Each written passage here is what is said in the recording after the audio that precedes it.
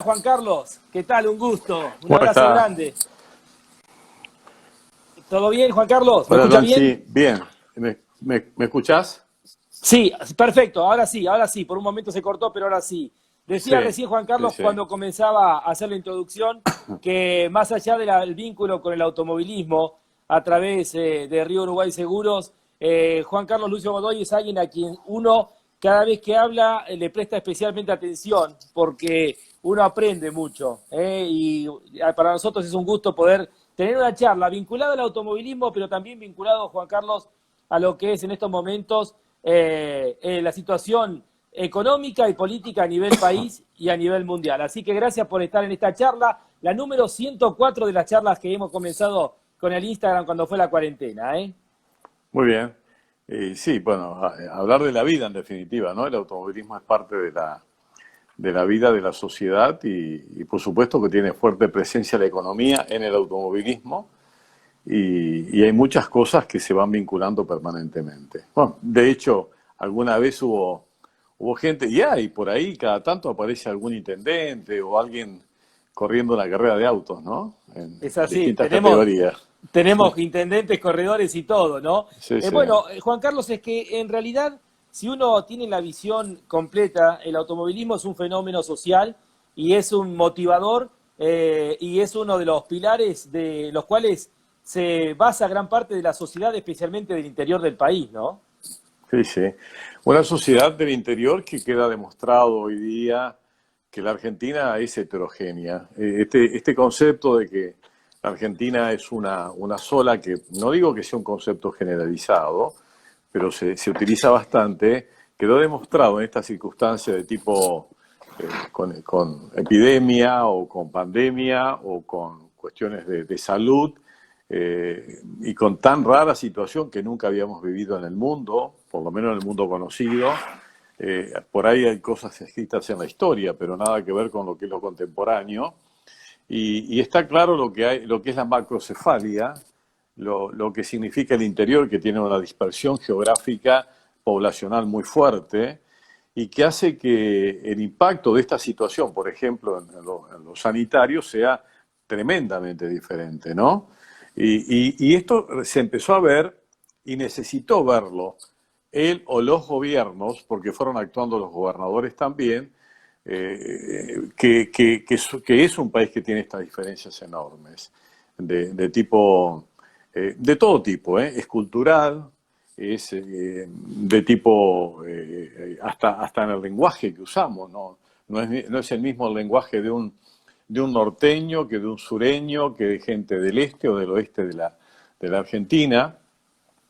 Y esto ha ido demostrando la necesidad, porque yo creo que, mejor dicho, ha sido por necesidad que ha tenido que comprobarse esta heterogeneidad para poder empezar a resolver el problema de una manera, si se quiere, desigual, o igualando las desigualdades, porque no podía tomarse una medida de la misma manera en la capital, o para Banfield, o para Lanús, o para San Isidro, que para Zárate, en la misma provincia de Buenos Aires, o para Mar del Plata o Necochea, y ni que hablar de lo que es la provincia de La Pampa o lo que es la misma provincia de Catamarca, que creo que tuvo ningún caso, porque en realidad el caso que tuvo es una persona que iba funcionando en un transporte, ¿no?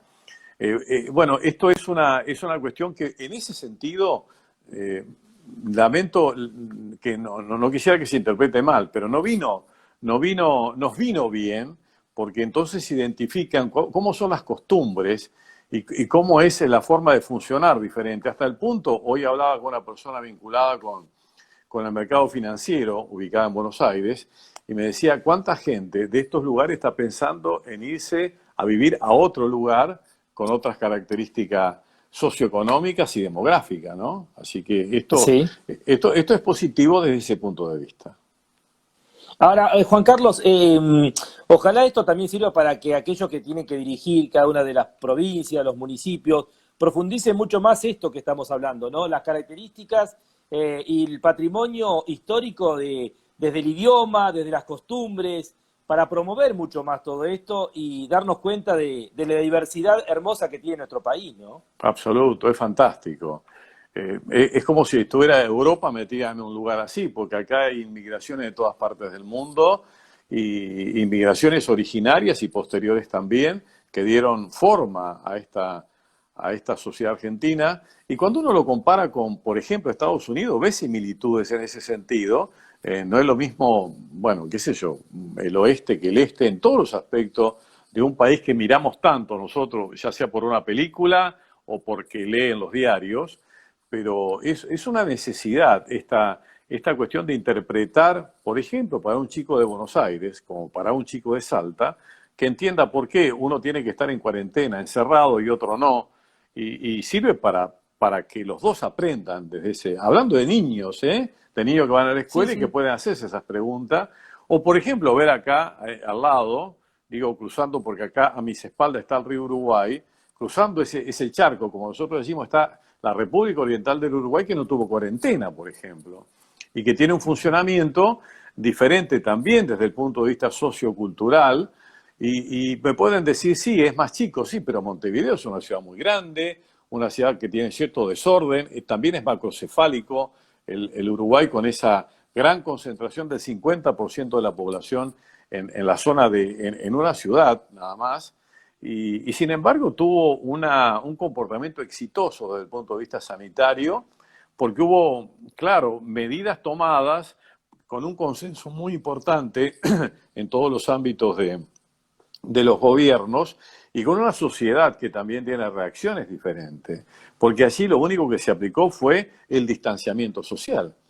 Y la población del Uruguay respetó sin necesidad de ninguna medida exagerada, si se quiere, con fuerzas policiales o fuerzas de seguridad que estuvieran condicionando el funcionamiento normal de la población, ¿no?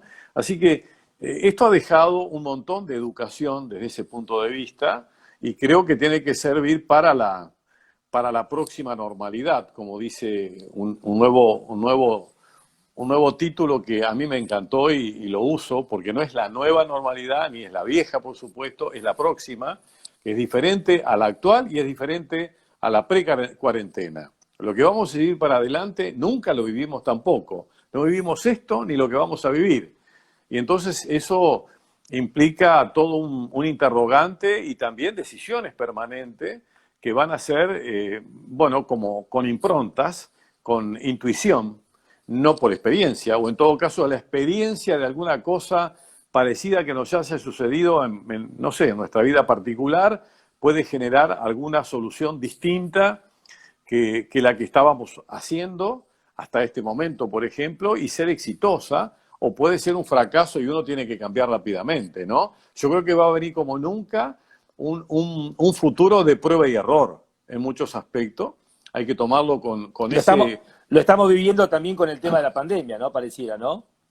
No, no, claro, sí, sí, por supuesto.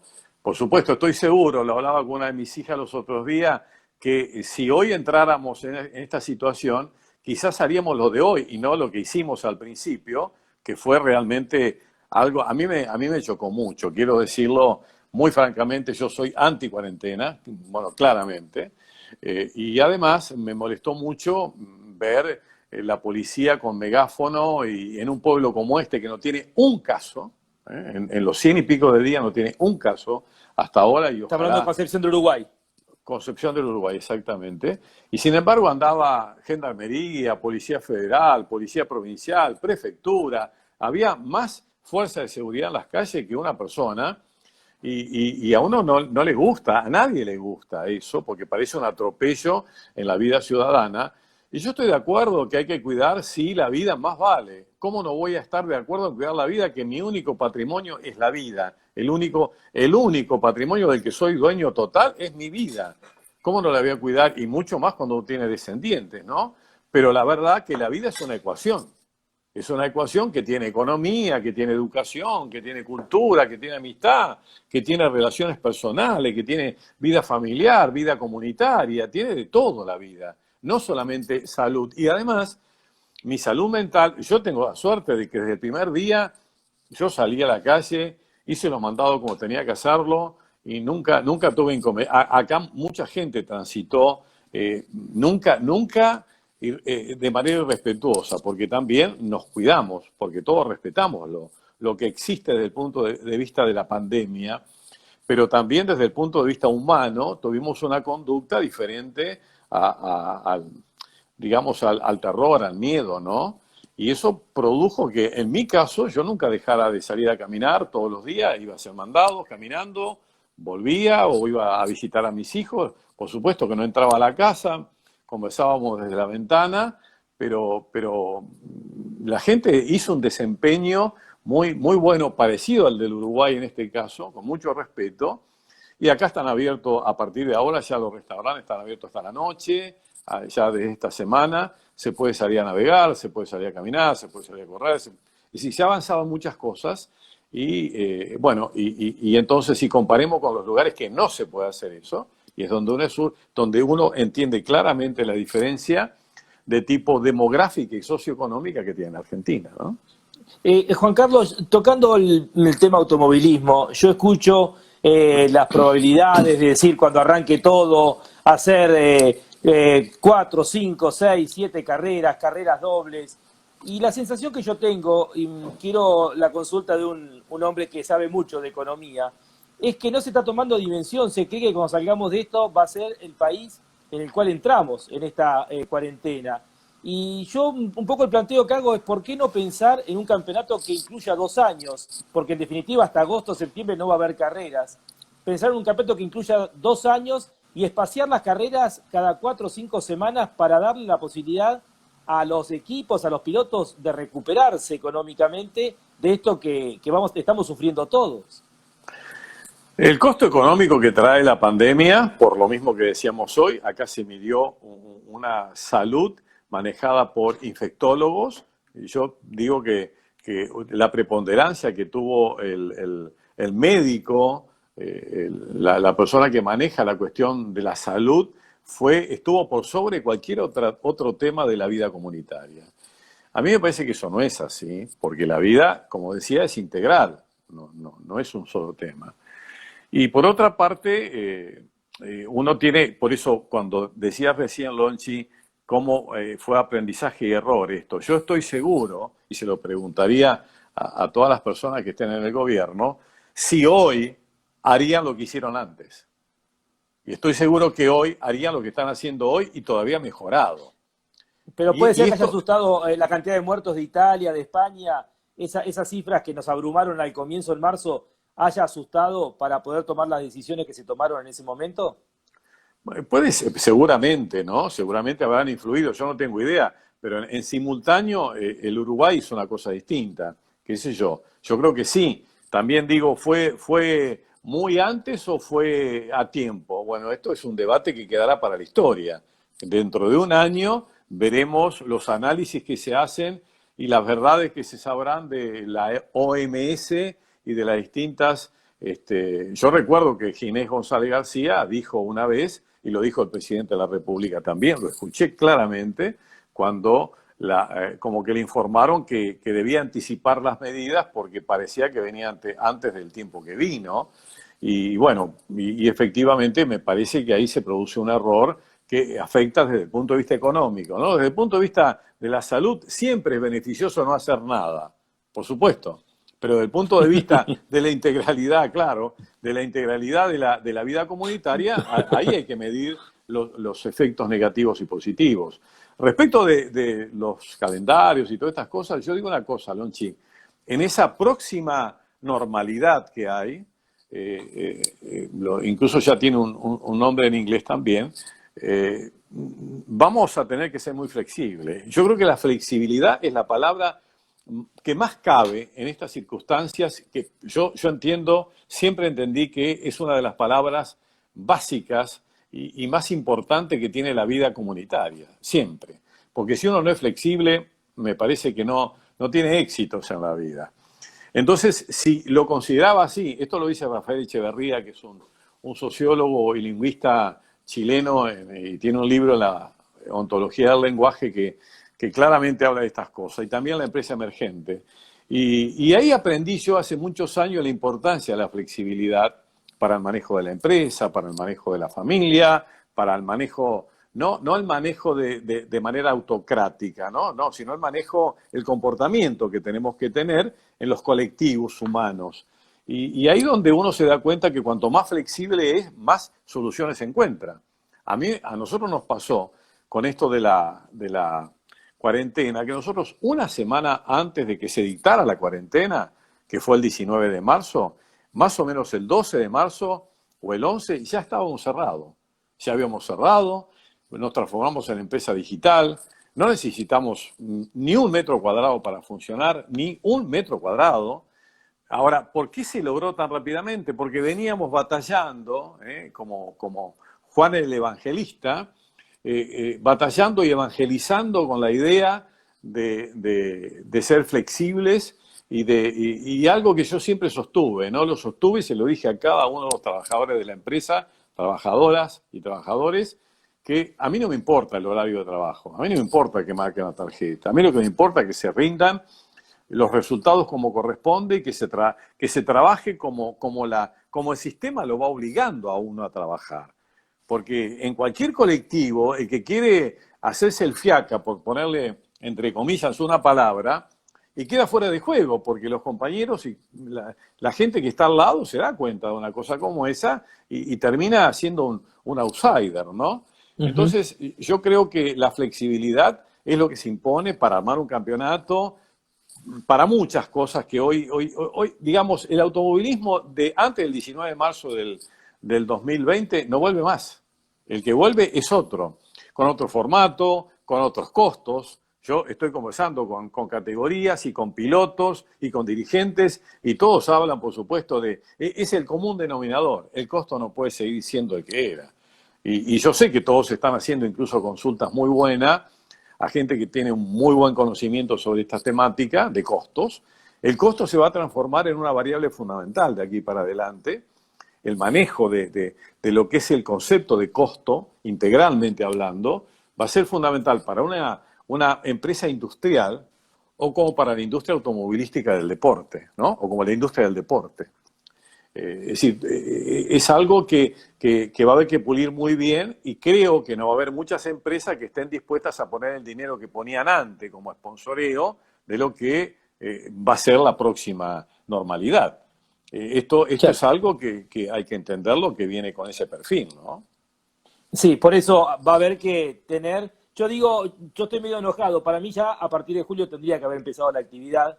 Digo que hubo 100 días para prepararse. Y yo creo que se equivocan en eso de pedir esperar el permiso, ¿no? Por parte del ministro de Deportes. Yo creo que, como hizo la Fórmula 1, habría que haber presentado un calendario tentativo, haber hablado con gobernadores, intendentes, posibilidades de escenario, y crear un calendario tentativo y tirar la pelota con el protocolo, por supuesto, con todo lo que había que prever para este momento.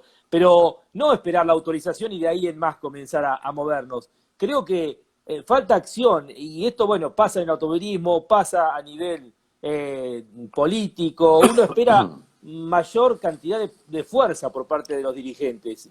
Me parece que falta claridad, Juan Carlos. Lonchi, ya que vos me mencionás como persona de la política, y es cierto, yo fui el primer intendente de la democracia de este pueblo, y bueno, y de ahí en adelante, y desde antes, por supuesto, de hace muchísimos años, yo la acompañé a Alfonsín en el comienzo de su carrera política hacia la presidencia, así que... Juan entonces Carlos, antes de ir con el comentario, la anécdota cortita, porque el contador se llama Juan Carlos Lucio Godoy, yo por el WhatsApp le pongo Lucio, cuando hablamos le digo Juan Carlos. ¿Cómo es la anécdota por el nombre de Juan Carlos Lucio Godoy que dijo Alfonsín? No, esto fue cuando vino Fangio. Ah, cuando vino Fangio. Sí, porque no, Alfonsín, no, tengo dos anécdotas. Una que Alfonsín, porque me dicen así Juan Carlos, Juan, Lucio, Turco, lo que venga. Entonces él me dice, estábamos en Rosario del Tala, andábamos de recorrida acá en la provincia, me dice, che, vas a tener que unificar identidad, porque no puede ser que te diga de tantas maneras, ¿no? Pero bueno, sí. Porque tengo otra con Fangio, pero tiene otras características. Ahí donde mi padre le cuenta a Fangio por qué yo tengo los nombres que tengo, ¿no? Y le dice, y Juan por usted. Ajá. Así que Juan es por Fangio. Yo soy Juan por Fangio, exactamente. Lo escuché de mi padre, decíselo a Juan Manuel Fangio. A Juan Manuel. así acá en Concepción. Perdón que me fui del tema, Juan Carlos. Lo escucho, lo escucho. Que quería decirte en términos políticos lo siguiente, Lonchi, que hay que entenderlo así. Yo los otros días hablaba con el intendente de acá y le decía que nos gustaría que hiciéramos una carrera en Concepción del Uruguay porque es un lugar que está bien preparado en la ruta como para que se pueda hacer. ¿Y qué me responde? Bueno, tengo que hablar con el gobernador. ¿Y qué va a responder el gobernador? Que seguramente tiene que hablar con el presidente. Esto es un poco como aquella canción que cantaba Mercedes Sosa, que para plantar un árbol en Perú había que pedirle permiso al rey. Entonces primero al virrey, después al rey, para poner un árbol en el Perú. Bueno, ¿pero por qué? Porque acá está claro que hay una puja política. Digo, todos los medios dicen que hay una puja entre Kicillof y Rodríguez Larreta, porque es como que quién tiene más contagio, quién tiene más circulación del virus y cuestiones por el estilo. ¿Dónde es mejor vivir? Pareciera, no entiendo. Pero se está usando el virus con un sentido de competencia política entre dos personas. Y esto de alguna manera ha viralizado en el país. Y cualquier gobernador, y lo sabemos porque hay un régimen de coparticipación, depende de las arcas del Estado Nacional. Y si el Estado Nacional tiene una decisión y además está, digamos, condicionado de alguna manera por la situación de lo que está pasando en el AMBA, no es fácil que se acepten actividades que pueden perjudicar aún más a aquellos lugares, como el que decíamos al principio, de alta concentración y de alta circulación del virus. Entonces estamos en un problema casi de competencia, pero que tenía que mostrarse un día en la Argentina, que no es lo mismo el gran conglomerado, donde está el 40% de la población argentina, que Concepción del Uruguay, que tiene 80.000 habitantes, y que el autódromo está en la ruta al otro lado de la ciudad, claro, donde hay hoteles incluso al lado que pueden compartir todo ese conjunto. Pero claro, ¿cómo logra el gobernador de Entre Ríos que no contradiga al gobernador de la provincia de Buenos Aires y que de alguna manera le traiga consecuencias económicas posteriormente? Estas cuestiones políticas hay que saberlas porque forman parte de una lógica del entramado que tiene, en este caso, la sociedad argentina y las necesidades financieras de cada gobierno, ¿no? Sí, y también la obediencia de nadie querer romper, ¿no? Y así seguimos, claro. O sea, la falta de autoridad de alguien querer romper. Y bueno, y plantearlo, porque una cosa era esta cuarentena cuando la imagen era de unión y otra cosa es cuando uno ve que es una cuestión de una disputa política para ver quién tiene más contagiados y ya la gente deja de creer y ya no respeta la cuarentena y digamos, y se desboca todo. Juan Carlos, yo siempre digo, mis padres son pampeanos, Caíto de Winifreda, mi mamá de Santa Rosa. Hemos vivido casi el 50% de nuestras vidas por el trabajo en el interior del país. Yo he vivido en Balcarce 4 años. Digo que hay dos países, ¿no? La visión es muy distinta vista desde Buenos Aires para el interior que del interior para Buenos Aires. ¿Qué puede contarnos, Juan Carlos, de esto? Y es así, yo vivo un poco en cada lugar. Mi vida es un viaje. Yo estudié además en La Plata y en Buenos Aires. Nosotros estamos en Buenos Aires con la presencia del año 82 activa y bueno, la diferencia desde todo punto de vista es astronómica. Incluso hasta se percibe cuando uno en el exterior se encuentra en el exterior, uno se encuentra con una persona del interior argentino y una persona de la ciudad de Buenos Aires. Tenemos características distintas. Y eso no lo abro como juicio de valor, digo. Por eso estamos entrando ahí en un terreno que es cultural, por ejemplo, ¿no? Son formas de funcionar distintas, cultura distinta. Para una persona de Buenos Aires hacer una cola es normal, para nosotros no es normal la cola, porque no es tan así, o por lo menos las colas son más cortas. Para una persona que vive en el AMBA, viajar en un colectivo atestado o viajar en trenes atestados es una costumbre. Para nosotros la gente no tomaría el tren o no tomaría el colectivo porque no le gusta funcionar de esa manera. Bueno, y lo mismo los lugares de estudio. Acá, por ejemplo, es una ciudad universitaria importante, Concepción del Uruguay. Aquí hay estudiantes extranjeros y hay estudiantes argentinos y regionales. Hay miles de estudiantes porque es una ciudad que tiene, con la historia del Colegio de Urquiza, con lo que generó Urquiza acá en Concepción del Uruguay. Bueno, acá nació vivió y murió justo José Urquiza, que fue el primer presidente constitucional, y eso nos marca y nos hace ver, por supuesto, a uno, porque yo creo que la gente de Capital conoce perfectamente cómo somos, y esa diferencia, ojalá la podamos ir mejorando, porque no se puede eliminar. Yo creo que el neoyorquino es totalmente diferente de la persona que vive en el centro de Estados Unidos, y que el parisino es distinto. Claro, es así. Digamos, los grandes centros globalizados son diferentes a los lugares no globalizados. Pues nosotros no formamos parte de la globalización acá. Buenos Aires sí, pero Yapeyú, aquí en la Ruta 14, no forma parte de la globalización. Hay una ranchada, hay una zona muy linda y hay zonas más humildes, pero la globalización pasó por otro lugar. Bueno, Estados Unidos es todo globalizado, Europa es todo globalizado, la Argentina está globalizada en Buenos Aires, Rosario, Córdoba y se acabó. Entonces, esas cuestiones son muy importantes para lo que significa el desarrollo económico de un país.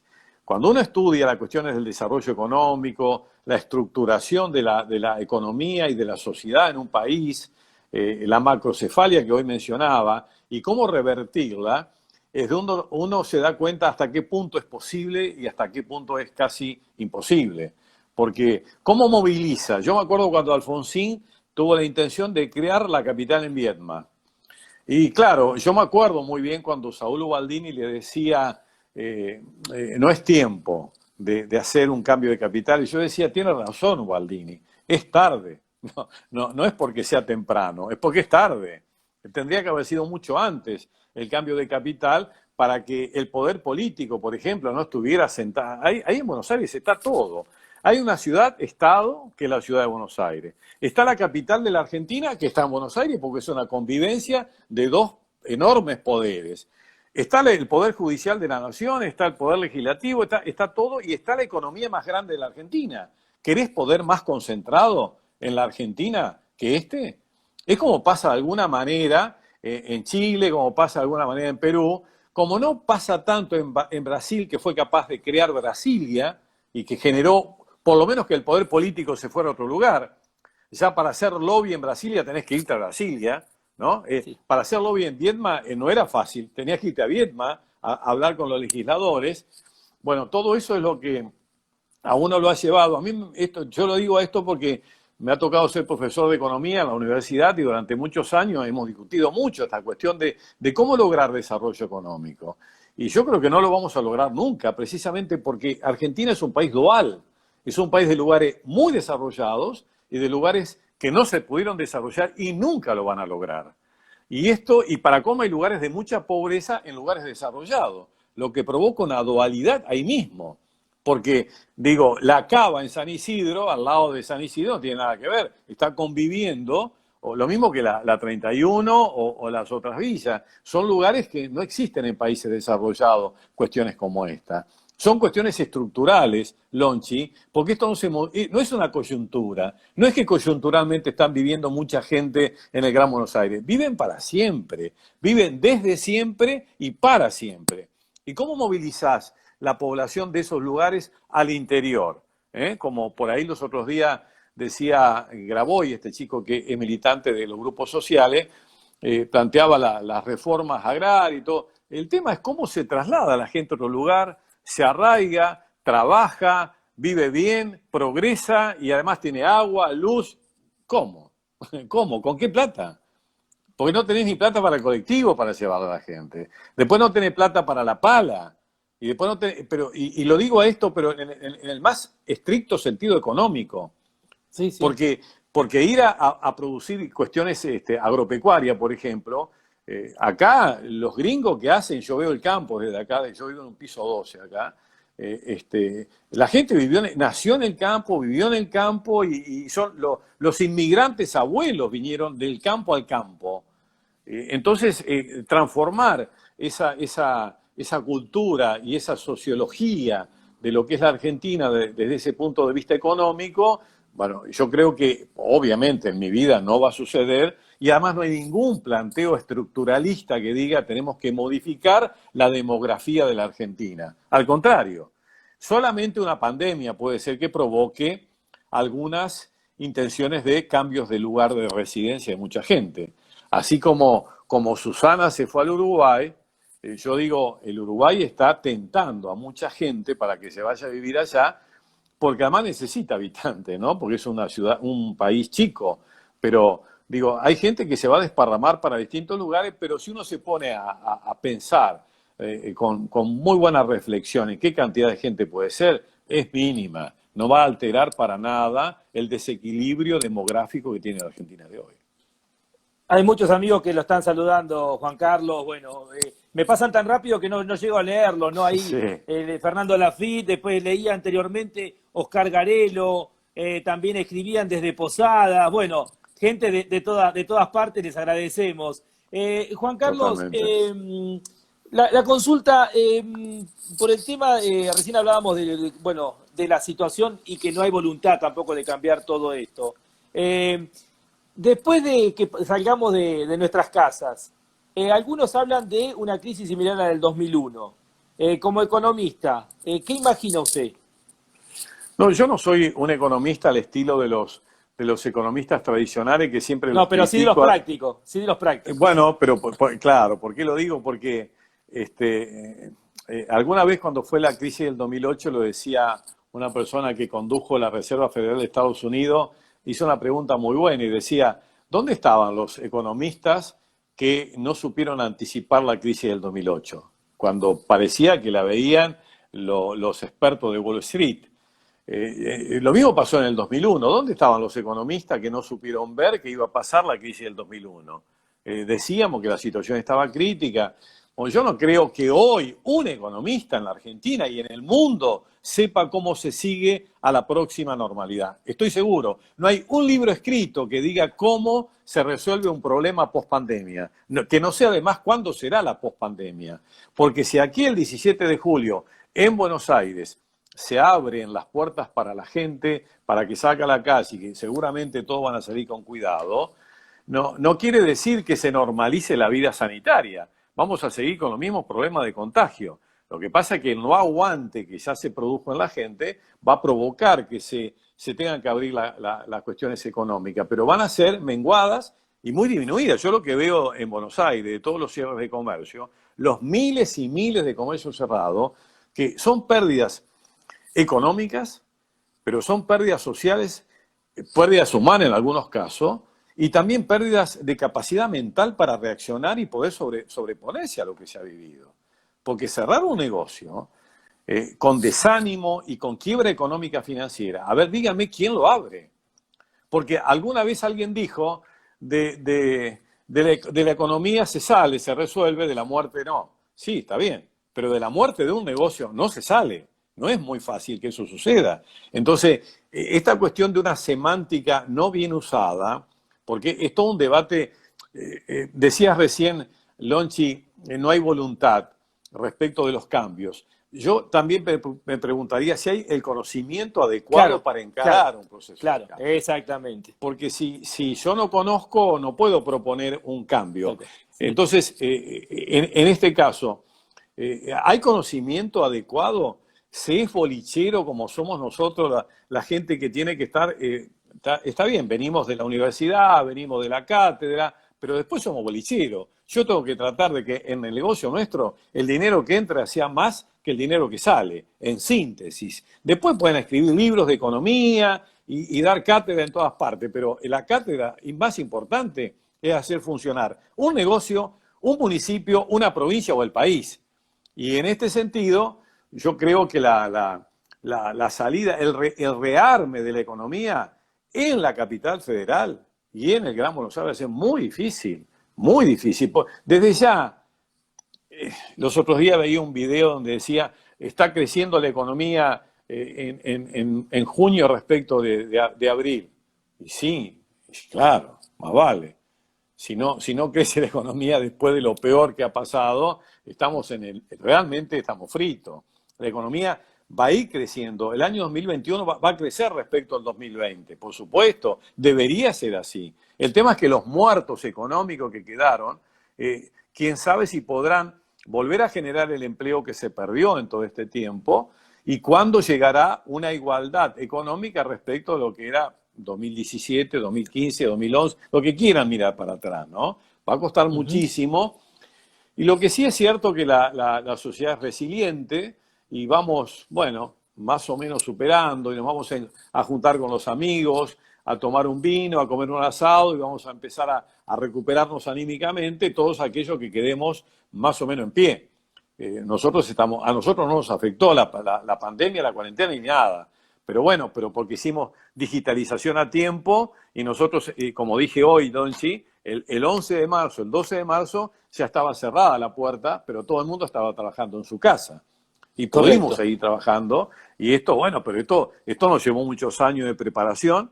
Y un día, si nos hubiéramos propuesto ser digitales y queríamos probarlo, no lo hacíamos. Como nos obligó la pandemia, no hicimos testeo, no hubo testeo acá. Acá de golpe hubo que decir probamos en la vida real y salimos digitales. Y esto es algo que a mí me parece increíble todavía, pero bueno, significa la preparación hecha con tiempo, ¿no? Así que, bueno, hay de todo en la Viña del Señor y hay actividades económicas también, Lonchi, porque también debo decir esto, desde este lugar donde yo estoy, mientras estaba la prefectura acá abajo parando gente porque circulaba en una moto o circulaba en un auto, a mi vista, a tiro de escopeta, como dicen acá en el campo, veía las cosechadoras y los tractores trabajar en el campo. Es decir, hubo actividades que siguieron plenamente. Acá hay frigoríficos, trabajaron todos los frigoríficos porque son esenciales. Y la actividad económica regional, la economía regional, la agricultura, funcionó normalmente. Y bueno, eso hizo que acá no hubiera un desempleo como el que se está dando en los lugares muy concentrados del país. Porque los lugares los frigoríficos que ocupan miles de personas, estuvieron ocupando miles de personas. Claro.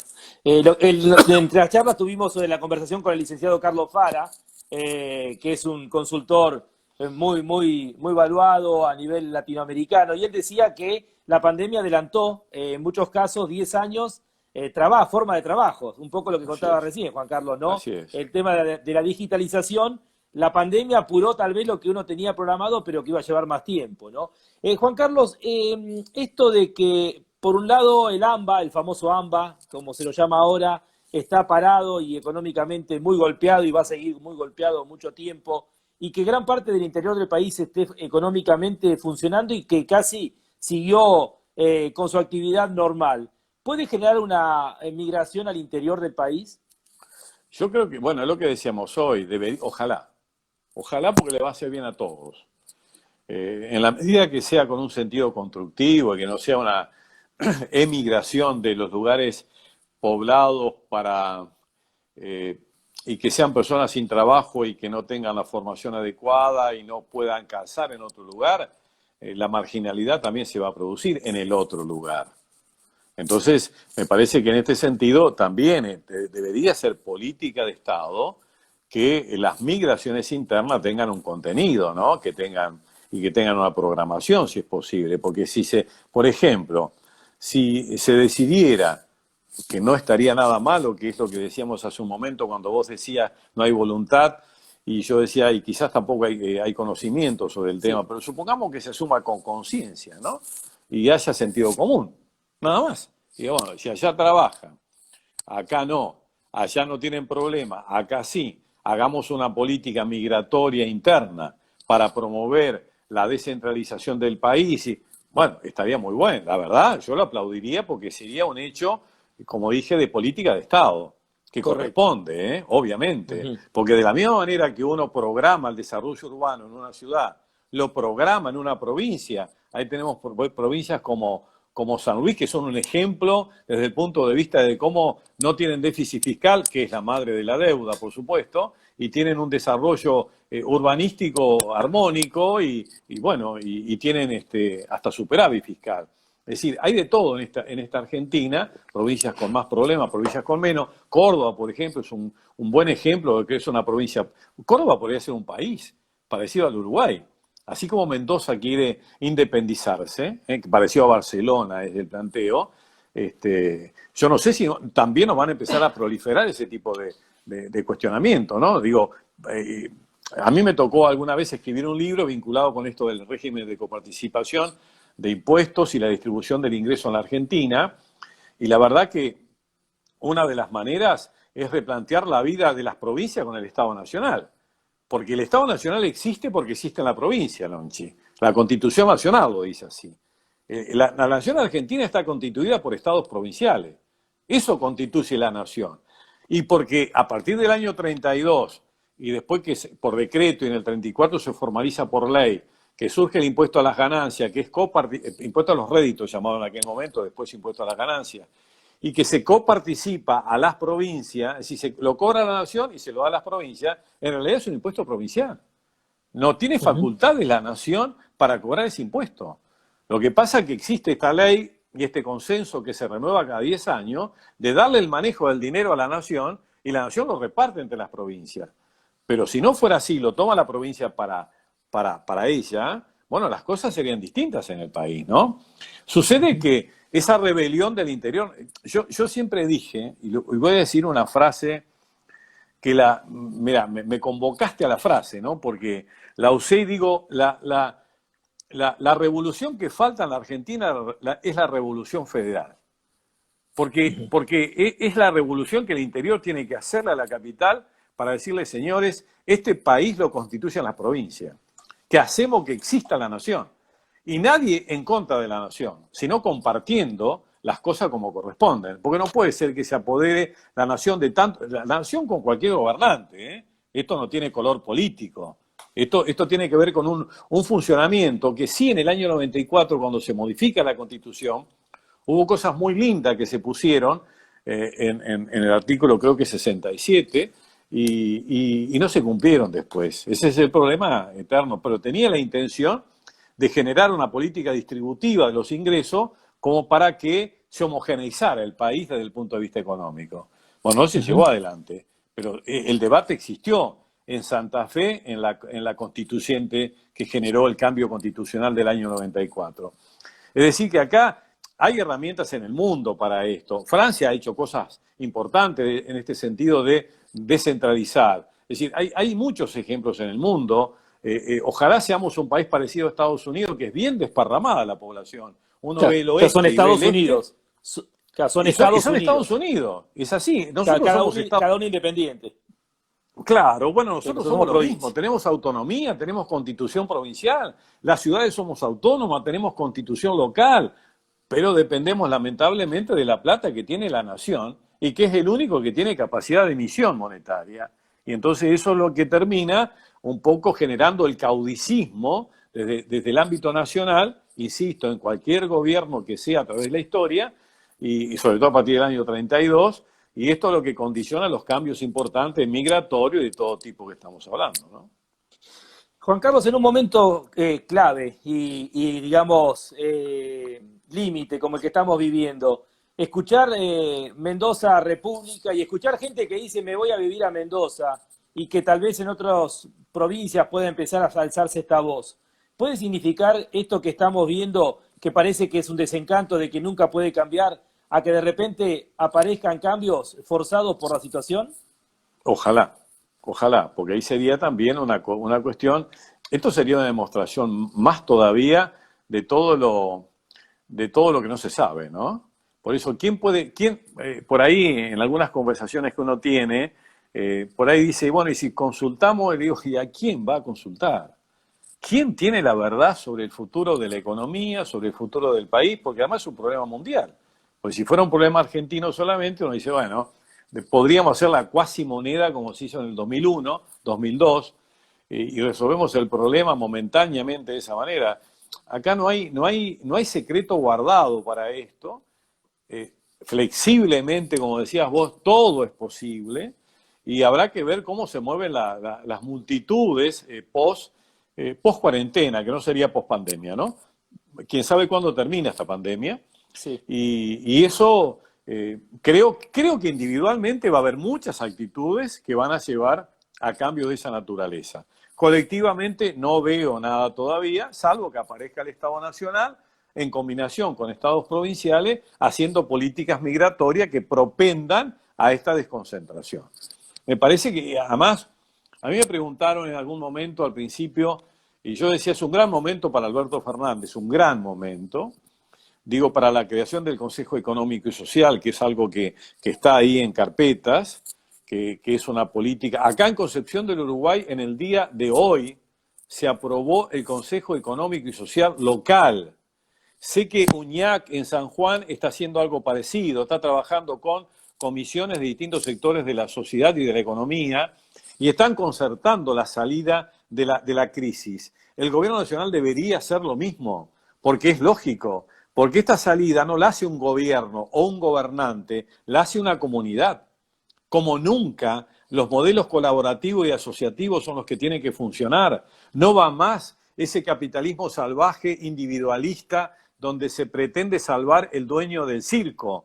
La verdad que acá se tiene que salvar el mono, el payaso, toda la gente que formamos parte de esa comunidad circense en este caso, haciendo una metáfora, por supuesto, con un sentido jocoso, quiero decir, pero estamos en un momento espectacular para que el presidente de la República pueda ser un convocante para un cambio nacional con los, por supuesto, es decir, con 4 o 5 ejes fundamentales que hay que llevar para adelante y después las identidades partidarias que corresponda y que cada uno debe defender. Es que como vos sos Leñani y yo soy Godoy, somos de familia distinta y en consecuencia tenemos vidas diferentes. Bueno, los partidos de alguna manera tienen esas identidades, esa génesis y esas diferenciaciones, pero hay cuestiones que son comunes. La educación es común para tus hijos y para mis hijos, para la familia de uno, de otro, la salud también, la economía, el empleo también.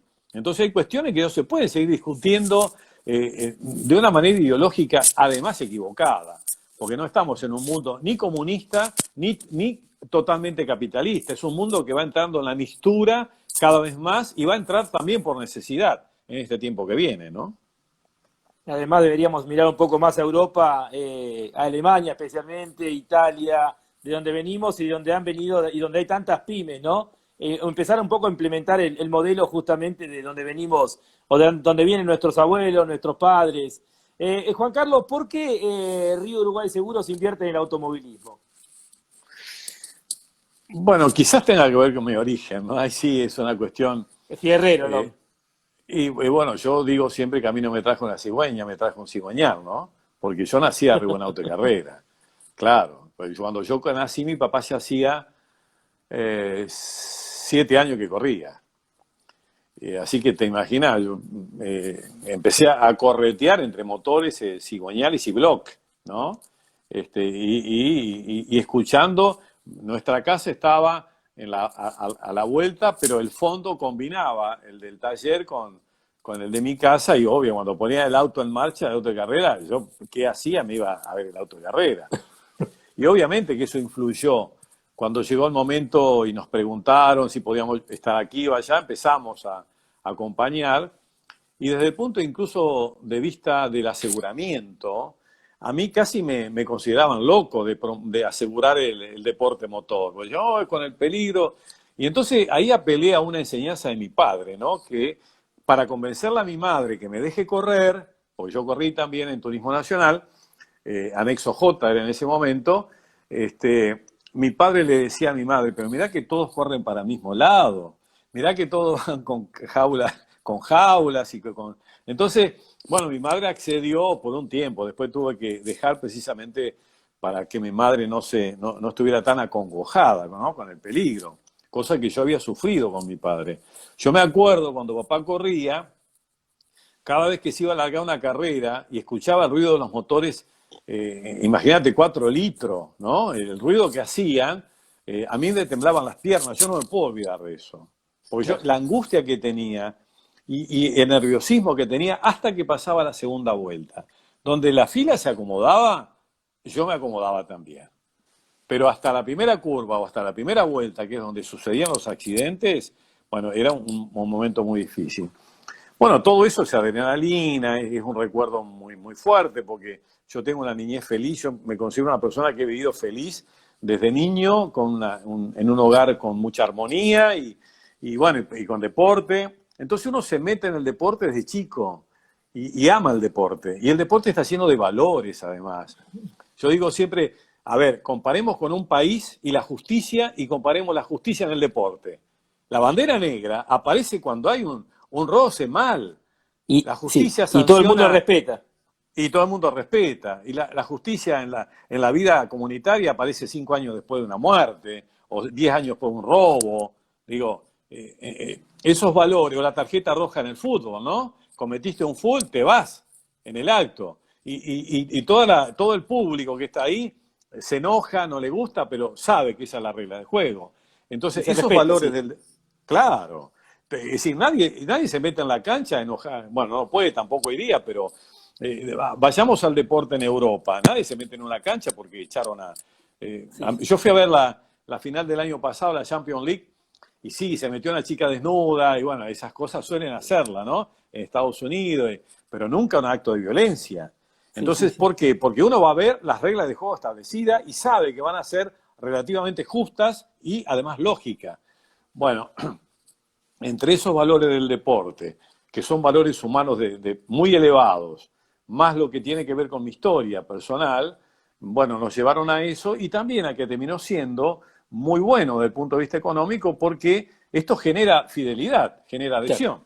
Claro. Porque, Bueno, el NASCAR, Juan Carlos, bueno, yo admiro el NASCAR por la capacidad comercial. Yo digo que todo lo que hace el NASCAR no tiene que ver con la economía, porque muchos dicen, no, lo hacen porque tienen plata. Y hay un trabajo profesional increíble. Y hay un libro del NASCAR en el cual habían hecho todo un estudio de la cantidad, de la fidelidad que generaba las marcas que estaban en el NASCAR con la gente que sigue la categoría. Y era impresionante, cerca del 80% de la gente que seguía el NASCAR era fiel a las marcas porque era una forma de agradecer que apoyaran algo que uno ama tanto como es esa categoría. mi querido amigo Marcos Ligato, a mí me dice, un día me dice, hablando con mi nombre de pila, otro de los nombres que tengo, ¿no? Y me dice, y yo cuando voy a comprar a algún lugar, compro lo que apoya el automovilismo. Y claro, está bien, él es corredor, pero es coherente, porque es lógico. Si yo amo este deporte y esta marca está en lo que yo amo, ¿y cómo no acompañarlo con la compra de un producto en este caso, ¿no? Y fíjate que hay otra cosa más. Yo creo, si no me equivoco, que una de las categorías del NASCAR tenía el nombre de Nationwide. Y Nationwide Sí. es una empresa de seguros de Ohio, de Columbus. Yo he estado ahí. Es una empresa es una mutual, una de las empresas más grandes de Estados Unidos. Y bueno, apostó a tener una categoría con su nombre. Claro. Por eso, yo creo que desde todo punto de vista, apostar al deporte me parece me parece no. Estoy convencido que es apostar a la vida, a los mejores valores de la convivencia humana y también genera adhesión a la marca. Ahí está Mario Alberghini de Balcarce agradeciendo el apoyo que le brindan al Automóvil Club Balcarce. Bueno, como tanta gente. Muchas Juan gracias. Carlos, yo a veces digo cuando uno ve la difusión que se le da al automovilismo desde los medios, una visión muy unitaria, volvemos un poco a lo que charlábamos anteriormente, no se toma noción y se desconoce, se ignora el fenómeno social que significa para cada una de las provincias, de los pueblos, cuando llega una carrera de autos, la movilización digamos, y también el aporte económico que deja el paso de cada una de esas categorías por esos lugares. Y además en sí mismo, Lonchi, una cosa que yo nunca escucho hablar de esto que yo voy a mencionar.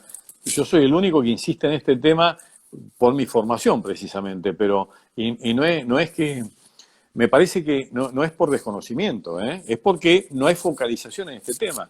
Yo digo, el producto bruto que agrega el automovilismo es tremendo, porque es riqueza pura. Acá se construye el chasis, se construye, es una fábrica, cada taller es una fábrica, es una industria, que no es una industria de una fábrica montada, es una industria pyme absoluta, que genera tecnología del más alto nivel, que genera riqueza. Y esto no está medido. Porque además, ¿cómo lo vas a medir si lo hace en un taller, lo hace en el otro? Día medía un equipo acá que me mostró, compró un auto, hace poquito compró, me dice, acá está la máquina, y era el chasis pelado que le compran a la CTC, y es un montón de fierro, un montón de caño, pero que lo ponen a 250 kilómetros, a 300, y funciona eso, ¿eh? Y esto es inteligencia, esto es ingeniería, y repito, esto es valor agregado en la riqueza nacional, que con todo lo que significa el ecosistema automovilístico, ¿no? Porque hay miles y miles de autos en la Argentina corriendo. Lo que pasa que en cada provincia que hay miles de personas corriendo, o cientos de personas corriendo, hay una carrera cerca de turismo carretera y todo el mundo se va allí, o de turismo nacional y todo el mundo se va ahí, o de cualquier categoría en definitiva, ¿no? Pero la que convoca es el turismo de carretera. Bueno, yo creo que no, lo que no está medido tampoco es, está medido sí porque el ACA, y entre el ACA y la CTC, si sumamos todos, sabemos que hay miles de corredores y corredoras en la Argentina, que si sumamos lo que producen, lo que generan como riqueza, nos encontramos con una fortuna que anda dando vuelta alrededor del automovilismo. Sí, y aparte la movilización social, ¿no? Y eso que se ha perdido mucho porque creo que en este punto se está equivocando. Los clubes, todavía ahí en Concepción del Uruguay tienen el club, o lo que es el Club de Volantes Entrerrianos, bueno, en San Juan, la movilización de mucha gente que se compromete con algo que lo apasiona y que le permite poder ser un partícipe en algún lugar de un fin de semana de una carrera. Es una movilización social muy importante que genera el automovilismo, Juan Carlos. Y es una tremenda terapia, sin duda, porque hay muchísima gente que yo encuentro en cualquier parte del país que va a una carrera y hacen 2.000 kilómetros para ir. Es un conjunto de gente que tiene a eso como una solución para su vida desde lo emocional, en una vida compleja como la que todos tenemos en cualquier parte del mundo, tener... digo, ¿hay cosa más linda que el deporte un fin de semana? Yo no creo. Yo no creo. Es el único lugar y ahora le damos más valor. Claro, y ahora le damos más valor. Es un lugar donde no se hace zapping. Yo digo, ¿quién hace zapping cuando va a tirar un tiro libre a alguien o va a patear un penal? ¿Quién hace zapping cuando se larga una carrera? Nadie. Te digo, ese es el momento. Por eso que la propaganda vale tanto en ese caso. La importancia que tiene económica la marca en el deporte. Tiene que ver con eso también, ¿no?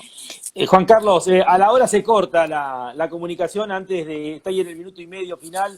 Quiero agradecer sinceramente. Vamos a repetir la charla porque, como siempre digo, hay tantos temas para aprender, escuchándolo al contador Godoy. Mil gracias, Juan Carlos, por esta hora, por todo lo que nos ha volcado de enseñanzas y muchas cosas para reflexionar. En lo personal, para mí es un honor poder estar en contacto una vez más y Dios quiera que prontito podamos tener otra charla de estas. Bueno, con todo gusto, para mí también es un honor, porque el apellido Legnani es un apellido muy pesado, como importante, quiero decir, en la vida del deporte, del automovilismo en particular. Además, ustedes representan, por lo mismo que es una familia, es una marca de familia, y eso yo lo digo sinceramente desde un punto de vista socioeconómico, digamos, ¿no? Así que para mí también es un honor, y le mando un saludo a toda la familia Legnani, y en particular al querido Caíto. Ahí escribe Ignacio Larrauri, qué persona interesante, felicitaciones, un grato momento. Gracias, Juan Carlos, mil gracias y estamos en contacto y prontito seguimos charlando porque hay muchos temas por delante y bueno, vamos a ver qué pasa con la próxima normalidad, como recién decía, Juan Carlos. Un abrazo grande.